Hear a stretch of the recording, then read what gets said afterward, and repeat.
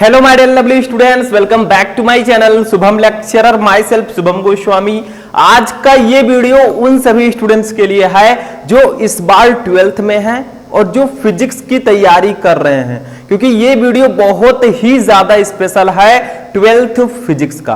तो जितने भी स्टूडेंट इस बार 2024 बोर्ड एग्जाम देंगे वो इस वीडियो को शुरू से लेकर लास्ट तक देखेंगे, क्योंकि आज के इस वीडियो में मैं आपके लिए लेकर आया हूं क्लास 12 फिजिक्स के मोस्ट इंपॉर्टेंट ऑब्जेक्टिव क्वेश्चंस को। देखिए स्टूडेंट, ऑब्जेक्टिव क्वेश्चंस आपके बोर्ड एग्जाम में आते हैं। अब आखिर कौन कौन से वो ऑब्जेक्टिव क्वेश्चन हैं जो सबसे ज्यादा आपके बोर्ड एग्जाम में आते हैं, यानी कि जिनके आने के चांसेस बहुत ज्यादा हैं। तो इससे पहले मैंने आपको फिजिक्स के चैप्टर 1 से लेकर चैप्टर 8 तक जितने भी मोस्ट इंपोर्टेंट बहुविकल्पीय प्रश्न थे वो मैं आपको ऑलरेडी बता चुका हूं। आज बारी है क्लास 12 फिजिक्स के चैप्टर 9 से लेकर चैप्टर 14 तक। देखिए इसको 14 कर दीजिएगा, यानी कि चैप्टर 9 से लेकर चैप्टर 14 तक जितने भी मोस्ट इंपोर्टेंट ऑब्जेक्टिव क्वेश्चंस हैं वो हम इस वीडियो में पढ़ेंगे। तो टोटल मैंने सर्च किया तो मुझे 24 ऐसे क्वेश्चंस मिले जो सबसे ज्यादा इंपॉर्टेंट है चैप्टर 9, 10, 11, 12, 13 एंड 14 में। तो इन सारे क्वेश्चन को आप पढ़कर जाइएगा, बिल्कुल भी मिस मत कीजिएगा। एक एक क्वेश्चन को आपको ध्यान से समझना है, क्योंकि यही इस बार बोर्ड एग्जाम में आएंगे। तो चलिए स्टार्ट करते हैं आज का ये इंटरेस्टिंग वीडियो। कॉपी और पेन लेकर बैठिएगा, जो कुछ मैं समझा रहा हूं सारी चीजें आप लोग नोट पॉइंट करते रहिएगा, ठीक है। तो चलिए स्टार्ट करते हैं। सबसे फर्स्ट क्वेश्चन देखते हैं। तो देखिए स्टूडेंट, हमारा जो फर्स्ट क्वेश्चन है ये हमारे चैप्टर 9 से होगा, क्योंकि हम चैप्टर 9 से लेकर चैप्टर 14 तक के क्वेश्चंस को पढ़ रहे हैं। तो सबसे पहले हमारा चैप्टर 9, फिर 10, फिर 11, फिर 12, 13, 14, ठीक है। ऐसे हम सीक्वेंस वाइज क्वेश्चंस को पढ़ेंगे। देखिए सबसे पहला क्वेश्चन है, अपवर्तन की घटना में निम्न में से कौन सी राशि अपरिवर्तित रहती है। देखिए ऊपर चैप्टर का नाम भी लिखा है किरण प्रकाशिकी एवं प्रकाशिक यंत्र, यानी कि हमारे 9 नंबर चैप्टर का नाम है किरण प्रकाशिकी एवं प्रकाशिक यंत्र।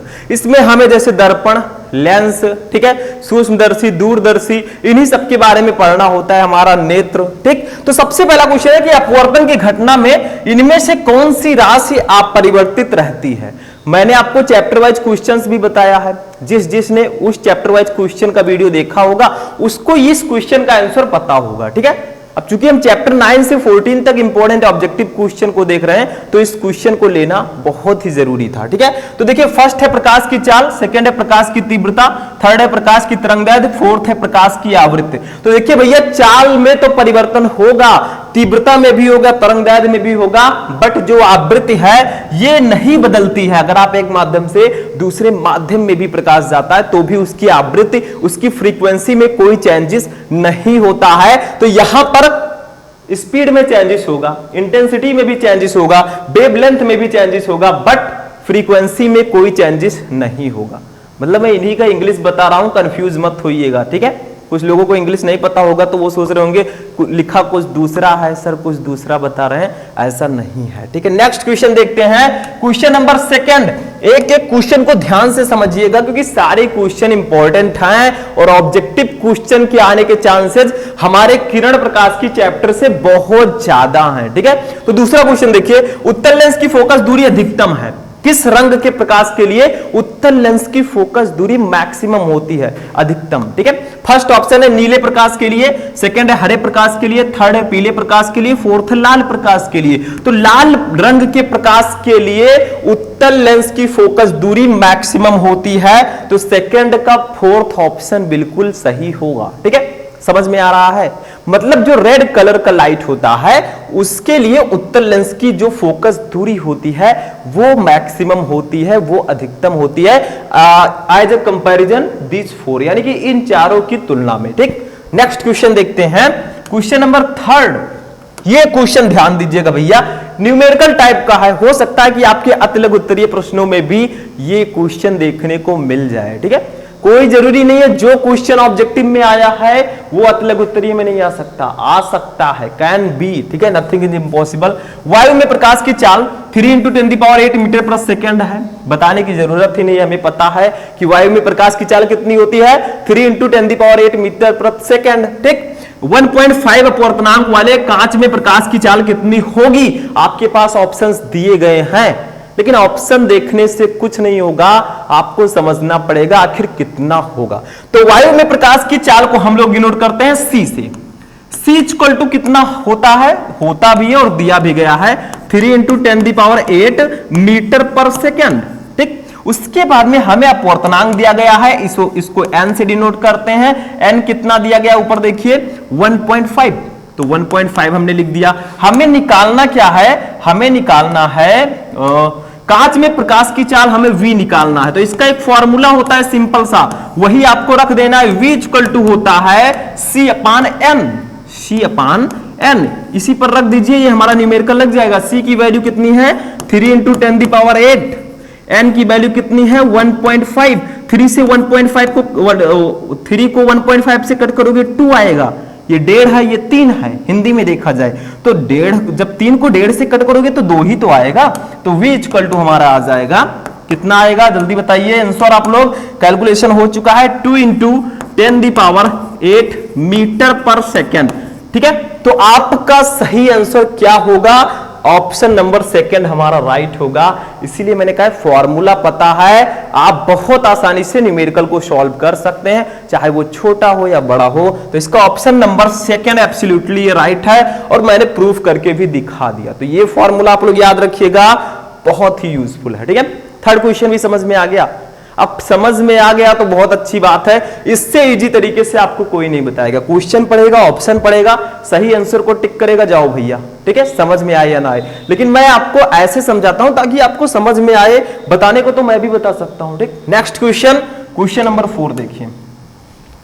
4 नंबर क्वेश्चन है, प्रिज्म से गुजरने पर निम्नलिखित में से किस रंग के प्रकाश का विचलन अधिकतम होगा? यानी कि अगर हम किस रंग के प्रकाश को प्रिज्म से गुजारें ताकि उसका विचलन अधिकतम हो, इनमें से किस रंग का प्रिज्म से गुजरने पर प्रकाश का विचलन अधिकतम होगा? फर्स्ट है लाल रंग, सेकंड है बैगनी रंग, थर्ड है नीला रंग, फोर्थ है हरा रंग। तो बैगनी रंग जो वायलेट कलर होता है, प्रिज्म से गुजरने पर बैगनी रंग के प्रकाश का विचलन सबसे अधिक होगा, मैक्सिमम होगा इन चारों में से। ठीक, इतना समझ में आ गया। तो ये भी बहुत इंपॉर्टेंट क्वेश्चन है, और आपको पता है किरण प्रकाश की चैप्टर में प्रिज्म भी हमें पढ़ना होता है। ठीक, तो ये ध्यान रखिएगा, क्वेश्चन बहुत इंपॉर्टेंट है। ठीक, नेक्स्ट क्वेश्चन देखते हैं। नेक्स्ट क्वेश्चन 5 नंबर, ये शायद किसको किसको पता है, जिसको जो भी क्वेश्चन पता है कमेंट में लिखते चलिए, आप लोग क्लास में लिखते चलिए, सर इसका ये सही होगा। पहले ही आप लोग भविष्यवाणी कर दीजिए, एस्ट्रोलॉजर बनिए। ठीक है, जो क्वेश्चन मैं बता रहा हूं उसका आंसर आप पहले से ही ढूंढ कर रखिए। मैंने देखा है हमारी क्लास में कुछ स्टूडेंट है, मैं न्यूमेरिकल सॉल्व करवा रहा था, ठीक है, और कुछ स्टूडेंट है उसका आंसर पहले ही वो लिख रहे थे, तो वो ब्रिलियंट है। ठीक है, वो ऑलरेडी क्वेश्चन पढ़ चुके हैं, उनको वो जानकारी है। तो इस तरह बनिए। ठीक, ऑलरेडी आपको सब कुछ ज्यादातर पता होना चाहिए। नेक्स्ट क्वेश्चन, नेत्र लेंस की प्रकृति कैसी होती है? देखिए हमारा नेत्र है, इसके अंदर लेंस है, ये किस प्रकृति का होता है? फर्स्ट ऑप्शन है अभिसारी, सेकंड है अपसारी, थर्ड है अभिसारी तथा अपसारी दोनों, फोर्थ है इनमें से कोई नहीं। तो नेत्र लेंस की प्रकृति अभिसारी होती है, option number first is right. ठीक, समझ में आ गया। ये ध्यान रखिएगा, जो हमारा नेत्र लेंस होता है इसकी जो प्रकृति होती है वो अभिसारी होती है। ठीक, बहुत इंपॉर्टेंट क्वेश्चन है, नोट कर लीजिए। नेक्स्ट क्वेश्चन, क्वेश्चन नंबर 6 को देखिए। सामान्य नेत्र के लिए स्पष्ट दृष्टि की न्यूनतम दूरी कितनी होती है? यानी कि एक सामान्य नेत्र के लिए जो हमारा आंख है, ठीक है, अगर हमारा आंख स्वस्थ है, हमारे आंख में कोई भी दोष नहीं है, दूर दृष्टि दोष नहीं है, निकट दृष्टि दोष नहीं है, तो स्पष्ट दृष्टि की न्यूनतम दूरी कितनी होती है? ये आप हाई स्कूल से ही पढ़ते आ रहे हैं, हाई स्कूल में भी आपने पढ़ा होगा इस चीज को। ठीक, जब देखिए फर्स्ट है अनंत, सेकंड है 50 सेंटीमीटर, थर्ड है 25 सेंटीमीटर, फोर्थ है 75 सेंटीमीटर। तो असामान्य नेत्र के लिए स्पष्ट दृष्टि की न्यूनतम दूरी 25 सेंटीमीटर होता है, तो थर्ड ऑप्शन बिल्कुल राइट होगा। ठीक, नेक्स्ट क्वेश्चन, क्वेश्चन नंबर 7 देखिए। एक प्रकाश किरण वायु से जल में प्रवेश करती है, निम्नलिखित में से कौन सा अपरिवर्तित रहेगा? उसी प्रकार का क्वेश्चन भैया, किसी भी माध्यम से किसी भी माध्यम में प्रवेश करेगी, जो फ्रीक्वेंसी है उसमें कोई चेंजेस नहीं होगा। तो आपके पास ऑप्शन है वेग, आयाम, तरंगदैर्घ्य और आवृत्ति। तो आवृत्ति में नो चेंजेस होगा, किसी भी माध्यम से किसी माध्यम में जाती है तो भैया उसका वेवलेंथ चेंज होगा, स्पीड चेंज होगी और उसका इंटेंसिटी भी चेंज होगी, बट जो उसकी फ्रीक्वेंसी है इसमें नो चेंजेस, कोई भी चेंजेस इसमें नहीं होगा। ये चीज अपने दिमाग में रख लीजिए क्योंकि ये क्वेश्चन आता है, चाहे वो आपका किरण प्रकाश की हो चाहे तरंग प्रकाश की हो। ठीक, नेक्स्ट क्वेश्चन नंबर 8 देखिए क्या है।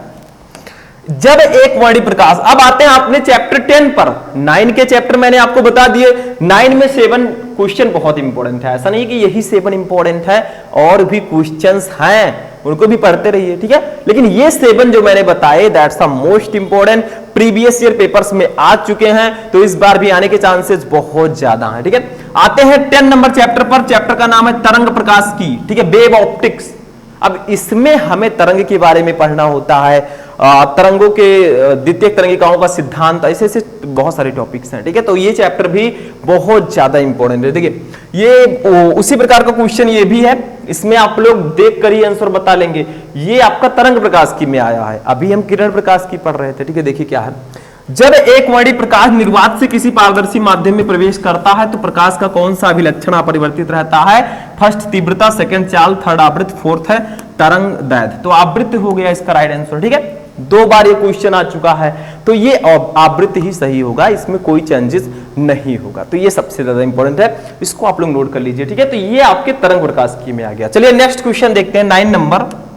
अब नेक्स्ट क्वेश्चन देखिए स्टूडेंट, 9 नंबर। ये देखिए, ये भी आपका इसी चैप्टर से क्वेश्चन है, और जब मैं आपको चैप्टर वाइज क्वेश्चंस पढ़ा रहा था तरंग प्रकाशिकी का, तो ये क्वेश्चन बताया था। मैं आपको पहले बता रहा हूं कि जो क्वेश्चन मैंने इन 2 चैप्टर में जो मैं बताऊंगा, किरण प्रकाश की, तरंग प्रकाश की, उनमें से ज्यादातर क्वेश्चन मैं आपको चैप्टर वाइज क्वेश्चंस में बता चुका हूं, ठीक है, पूरे चैप्टर के क्वेश्चन। लेकिन इसके बाद के जो चैप्टर है उसका चैप्टर वाइज मैंने नहीं बनाया, तो इनको ध्यान से पढ़िएगा, ठीक है। हो सकता है इनमें से कुछ क्वेश्चन आपको आते हो, ठीक है, बहुत अच्छी बात है। नेक्स्ट देखिए, जल की सतह पर तेल की पतली परत बिछी हुई है, सूर्य के प्रकाश में इस सतह पर सुंदर रंग दिखाई देने का कारण है। ये अभी मैंने 2 दिन पहले ही बनाया है। तो देखिए इसका कारण है प्रकाश का व्यतिकरण, यानी कि अगर जल की सतह पर तेल की पतली परत बिछी हुई है तो सूर्य के प्रकाश में इस सतह, इस सरफेस का जो चमकना होता है, वो सुंदर रंग दिखाई देना जो होता है, वो प्रकाश के व्यतिकरण के कारण होता है, ठीक है। नेक्स्ट क्वेश्चन है 10 नंबर। देखिए, निम्न में से किस रंग के प्रकाश का वेग जल में सबसे अधिक है? ये देखिए, ये आपका तरंग प्रकाश की में भी आ गया। देखिए फर्स्ट है लाल, सेकंड है पीला, थर्ड है हरा, फोर्थ है बैगनी। तो लाल रंग के प्रकाश का जो वेग है वो जल में सबसे अधिक होगा इन चारों में से, यानी कि लाल, पीला, हरा, बैगनी, इन चारों में से जो लाल रंग है इसका वेग जो है जल में सबसे अधिक होगा, मैक्सिमम, ठीक। Next question number 11। देखिए, डॉपलर प्रभाव निर्मित होता है यदि, देखिए आपके तरंग प्रकाश की में एक डॉपलर प्रभाव टॉपिक है, हो सकता है होगा कि नहीं होगा, आप लोग चेक कर लीजिएगा। लेकिन ये ऑब्जेक्टिव क्वेश्चन काफी बार आया है, इस बार भी आ सकता है। डॉपलर प्रभाव कब निर्मित होता है? यदि स्रोत गतिशील हो, जो सोर्स होता है, ठीक है, वो अगर गतिशील है तो। दूसरा है संसूचक गतिशील हो, थर्ड है फर्स्ट तथा सेकंड दोनों, फोर्थ है इनमें से कोई नहीं। तो इसका राइट आंसर होगा ऑप्शन नंबर 3, फर्स्ट तथा सेकंड दोनों। यानी कि डॉपलर प्रभाव, डॉपलर इफेक्ट तभी जनरेट होता है, तभी निर्मित होता है जब आपका स्रोत गतिशील हो, जो स्रोत है, सोर्स है, वो गतिशील होना चाहिए, और जो संसूचक है वो भी गतिशील होना चाहिए, तभी डॉपलर प्रभाव निर्मित होगा, ठीक। समझ में आ गया? तो ये आपका 11 नंबर क्वेश्चन था, इसको याद रखिएगा, क्वेश्चन आता रहता है, ठीक। नेक्स्ट क्वेश्चन देखिए, क्वेश्चन नंबर 12। देखिए अब आते हैं 11 नंबर चैप्टर पर भैया। 11 नंबर चैप्टर, 9, 10 के क्वेश्चन हमने पढ़ लिए, अब 11 की बारी है। देखिए, विकिरण तथा द्रव्य की द्वैत प्रकृति, यहां पर द्वैत कर दीजिएगा, द्वैत प्रकृति, ये चैप्टर भी इंपॉर्टेंट है हमारे एग्जाम की दृष्टि से। इससे लघु उत्तरीय प्रश्न आने के चांसेस बहुत ज्यादा होते हैं, मैं आपको ऑलरेडी भी बता चुका हूं, ठीक। समझ में आ रहा है कि मैं ऐसे ही आपको बताते हुए जा रहा हूं। देखिए थोड़ा स्पीड से मैं बता रहा हूं, स्पीड आपका भी फास्ट होना चाहिए, ठीक है, और आपको समझ में भी आना चाहिए, ठीक, क्योंकि बहुत इंपॉर्टेंट ये सारे क्वेश्चंस हैं, बार बार ये सारे वीडियोस आपको नहीं मिलेंगे, ठीक है। Objective questions, full objective questions, ठीक है, मैराथन क्लासेस हमारी डेली नहीं चलेंगी, मतलब आज आपके पास मौका है। 12 नंबर देखिए, किसी गतिमान कण से संबद्ध डी ब्रोगली तरंग की तरंगदैर्घ्य निर्भर करती है, यानी कि डी ब्रोगली तरंगदैर्घ्य इस चैप्टर का बहुत इंपॉर्टेंट टॉपिक है। तो आपसे पूछा जा रहा है कि किसी गतिमान कण से संबद्ध डी ब्रोगली तरंगदैर्घ्य किस पर निर्भर करती है? 4 ऑप्शन है आपके पास, फर्स्ट है द्रव्यमान, सेकंड है आवेश, थर्ड है वेग, और फोर्थ है संवेग। देखिए यहां पर गलती क्या है, यहां पर क्वेश्चन आप लोग पकड़िए, बहुत सारे स्टूडेंट्स तो समझ गए होंगे कि आखिर इसमें गलती क्या है। देखिए क्वेश्चन आपका ये है कि किसी गतिमान कण से संबद्ध डी ब्रोगली की तरंगदैर्घ्य निर्भर नहीं करती है, यहां पर नहीं होना चाहिए, क्योंकि भैया देखिए यहां पर हमारा जो डी ब्रोगली तरंगदैर्घ्य है इसका फॉर्मूला होता है lambda equal to H upon P. H upon P, P क्या है आपका संवेग है, एच है प्लांक कांस्टेंट यानी कि प्लांक नियतांक, और पी इक्वल टू जो संवेग का फॉर्मूला होता है वो होता है एमबी। चूंकि पी इक्वल टू एमबी होता है तो इस फॉर्मूले को हम लिख सकते हैं एच अपान एमबी। अब देखिए जो डी ब्रोगली तरंगदैर्घ्य है वो संवेग पर डिपेंड कर रहा है भैया, ये तो हमारा कैंसिल हो गया, इस पर डिपेंड करेगा। यम है द्रव्यमान, द्रव्यमान पर भी ये डिपेंड कर रहा है। उसके बाद में वी है आपका वेग, वेग पर भी ये डिपेंड कर रहा है। लेकिन किस पर डिपेंड नहीं करता, तो ये आवेश पर डिपेंड नहीं करता। तो दो चीज याद रखिएगा, क्वेश्चन इस प्रकार से होना चाहिए, थोड़ा मिसप्रिंट है।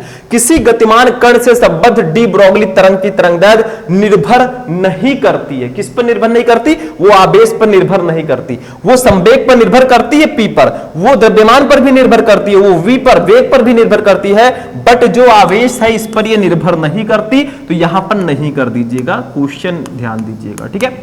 तो ये आपका question number option number second बिल्कुल सही होगा, ठीक, समझ में आ गया। नेक्स्ट क्वेश्चन देखते हैं, क्वेश्चन नंबर 13। देखिए यहां पर 13 क्वेश्चन नहीं है, 14 डायरेक्ट आ गया, ठीक, नंबरिंग प्रॉब्लम। तो आप लोग ध्यान दीजिएगा नंबर में क्या रखा है, असली मजा तो क्वेश्चंस में है, आपको क्वेश्चन पर ध्यान देना है, ठीक है। सारे क्वेश्चन 14 नंबर देखिए, निम्नलिखित का एक ही वेग से गतिमान है। निम्नलिखित कण, देखिए कण, ठीक है, निम्नलिखित कण एक ही वेग से गतिमान है, अधिकतम डी ब्रोगली तरंगदैर्घ्य वाला कण है।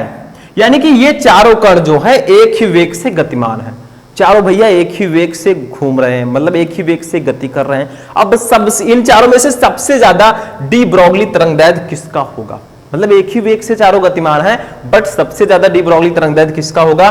फर्स्ट है इलेक्ट्रॉन, सेकंड है प्रोटॉन, थर्ड है न्यूट्रॉन, फोर्थ है अल्फा कण। तो अगर आपका इलेक्ट्रॉन, प्रोटॉन, न्यूट्रॉन, अल्फा कण ये चारों कण एक ही वेग से गतिमान होंगे तो जो आपका इलेक्ट्रॉन है इसका डी ब्रोगली तरंगदैर्घ्य सबसे ज्यादा होगा। तो आपका ऑप्शन नंबर फर्स्ट बिल्कुल सही है, ठीक। नेक्स्ट क्वेश्चन देखते हैं क्या है। अब देखिए स्टूडेंट हमारा जो नेक्स्ट क्वेश्चन है ये क्या है, 15 नंबर। आपका क्वेश्चन है कि यदि किसी कण का संवेग दोगुना कर दिया जाए तो डी ब्रोगली तरंगदैर्घ्य कितना होगा, ठीक है। ऑप्शंस हैं, फर्स्ट है अपरिवर्तित, सेकंड है 4 गुनी, थर्ड है 2 गुनी, फोर्थ है आधी। मतलब किसी डी ब्रोगली तरंगदैर्घ्य का संवेग जो है वो दोगुना कर दिया जाए किसी कण का, ठीक है। तो डी ब्रोगली तरंगदैर्घ्य कितना होगा, तो लैम्डा इक्वल टू, लैम्डा जो होता है ये आपका पी के व्युत्क्रमानुपाती होता है, ठीक है। तो इसका मतलब क्या है, अगर लैम्डा बढ़ेगा तो आपका संवेग घटेगा, क्योंकि व्युत्क्रमानुपाती है, यह समानुपाती नहीं है, ठीक। अगर आपका संवेग बढ़ेगा तो लैम्डा घटेगा, ठीक है। तो आपसे कहा गया कि किसी कण का संवेग दोगुना कर दिया जाए तो डी ब्रोगली तरंगदैर्घ्य कितना होगा। तो ये जो आपका होगा ये दोगुना कर दिया गया है तो आपका जो तरंगदैर्घ्य होगा वो आधा हो जाएगा, ठीक है। इसका एक छोटा डेरिवेशन है जो मैं आपको बाद में बताऊंगा, ठीक है। तो ये आपका फोर्थ ऑप्शन बिल्कुल सही होगा। और वैसे भी क्लियर है, दोगुना हो नहीं सकता, 4 गुना ये हो नहीं सकता, क्योंकि वो उसके व्युत्क्रमानुपाती होता है। अगर आपका संवेग दोगुना होगा तो सिंपल सा है कि जो डी ब्रोगली तरंगदैर्घ्य होगा वो कम ही होगा, और कम होगा भैया तो आपका आधा हो जाएगा, ठीक। नेक्स्ट क्वेश्चन, क्वेश्चन नंबर 16 देखिए, लैम्डा तरंगदैर्घ्य के फोटॉन की ऊर्जा है। अब ये आपको ध्यान में रखना है, 16 नंबर क्वेश्चन क्या है कि लैम्डा तरंगदैर्घ्य के फोटॉन की ऊर्जा का फॉर्मूला क्या होता है। तो फर्स्ट है hc लैम्डा, सेकंड है hc अपान लैम्डा, थर्ड है h अपान लैम्डा c, फोर्थ है h लैम्डा अपान c। तो इसका फॉर्मूला होता है hc अपान लैम्डा, ठीक है। जो फोटॉन की ऊर्जा का फॉर्मूला होता है hc अपान लैम्डा होता है, h है आपका प्लांक नियतांक, c है प्रकाश की चाल, और लैम्डा आपका जो है यह है तरंगदैर्घ्य, ठीक है। तो ये आपका ऑप्शन सही होगा। नेक्स्ट क्वेश्चन देखिए, 17 नंबर हमारा क्या है, 17 देखिए क्या है, एक हाइड्रोजन परमाणु। भैया अब आ जाते हैं अपने 12 नंबर चैप्टर पे। 12 नंबर चैप्टर इसका नाम है परमाणु, ठीक है, परमाणु इसका नाम है। देखिए क्वेश्चन है आपका, एक हाइड्रोजन परमाणु को आयनित करने के लिए आवश्यक न्यूनतम ऊर्जा है। यानी कि अगर आपको एक हाइड्रोजन परमाणु को आयनित करना है तो आवश्यक न्यूनतम ऊर्जा कितनी होगी, यानी कि कितनी ऊर्जा की आवश्यकता होगी। ठीक है, फर्स्ट है 13.6 इलेक्ट्रॉन वोल्ट से अधिक, सेकंड है 13.6 इलेक्ट्रॉन वोल्ट, थर्ड है 10.2 इलेक्ट्रॉन वोल्ट, फोर्थ है 3.4 इलेक्ट्रॉन वोल्ट। तो एक हाइड्रोजन परमाणु को आयनित करने के लिए जो आवश्यक न्यूनतम ऊर्जा है वो 13.6 इलेक्ट्रॉन वोल्ट है। तो सेकंड ऑप्शन आपका बिल्कुल सही होगा। ठीक, नेक्स्ट क्वेश्चन। अब देखिए स्टूडेंट, हमारा जो नेक्स्ट क्वेश्चन है, ठीक है, इसी चैप्टर से है। हाइड्रोजन परमाणु की आयनन ऊर्जा का मान होता है, यानी कि जो हाइड्रोजन परमाणु है इसकी आयनन ऊर्जा की वैल्यू कितनी होती है। ठीक है, तो अभी हमने इससे पहले बताया कि हाइड्रोजन परमाणु को आयनित करने के लिए आवश्यक न्यूनतम ऊर्जा जो होती है वही उसकी आयनन ऊर्जा की वैल्यू होती है। ठीक है, तो फर्स्ट है 13.6 इलेक्ट्रॉन वोल्ट, सेकेंड है -13.6 इलेक्ट्रॉन वोल्ट, थर्ड है 13.6 जूल और फोर्थ है 0। तो भैया हाइड्रोजन परमाणु को आयनित करने के लिए 13.6 इलेक्ट्रॉन वोल्ट ऊर्जा की जरूरत पड़ती है, तो वही इसकी आयनन ऊर्जा भी होगी। तो फर्स्ट वाला ऑप्शन राइट होगा। ठीक है, दो प्रकार से क्वेश्चन से आता है।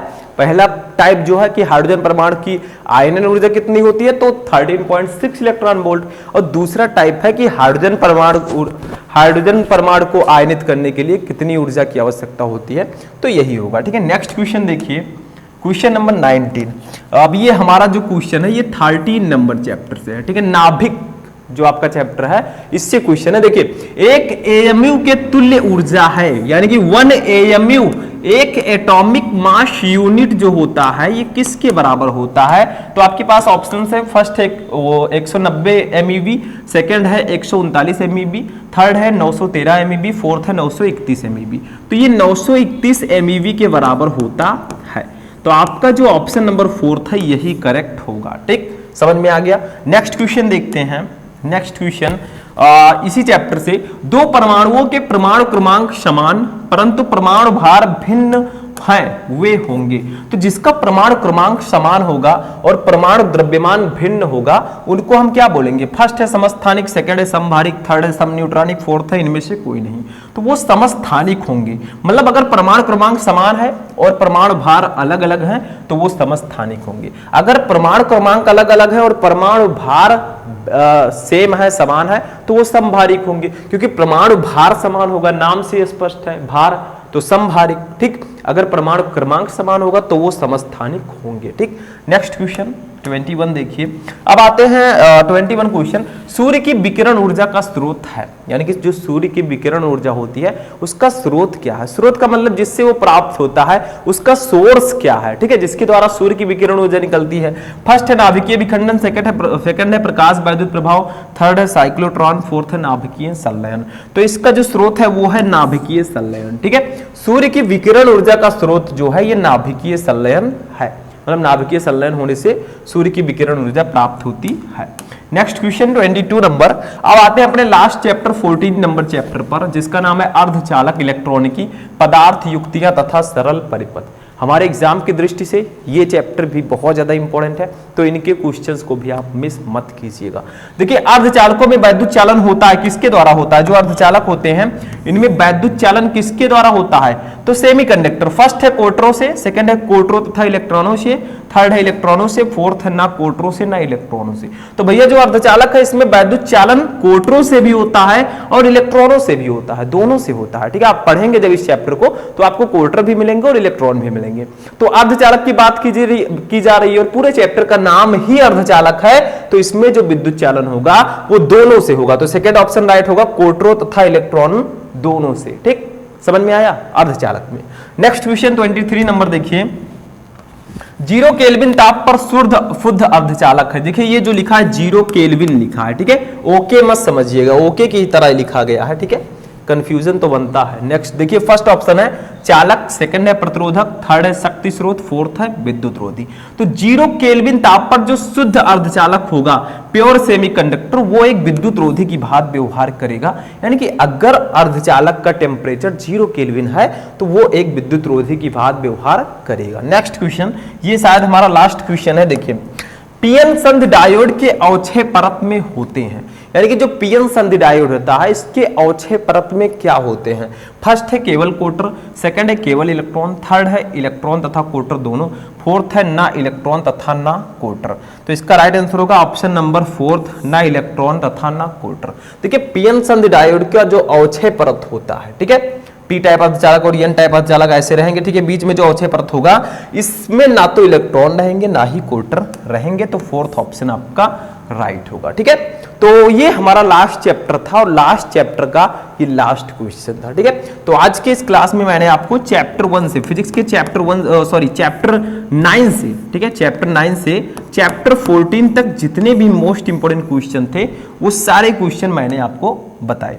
अब आप लोग कमेंट करके बताइएगा कि इन सारे क्वेश्चंस में से कितने क्वेश्चन आपको ऑलरेडी पता थे 24 में से और कितने क्वेश्चन समझ में आ गए, ठीक है। तो आज की ये क्लास हमारी यहीं पर फिनिश होती है। चलिए मिलते हैं नेक्स्ट वीडियो में नेक्स्ट टॉपिक के साथ, तब तक के लिए जय हिंद।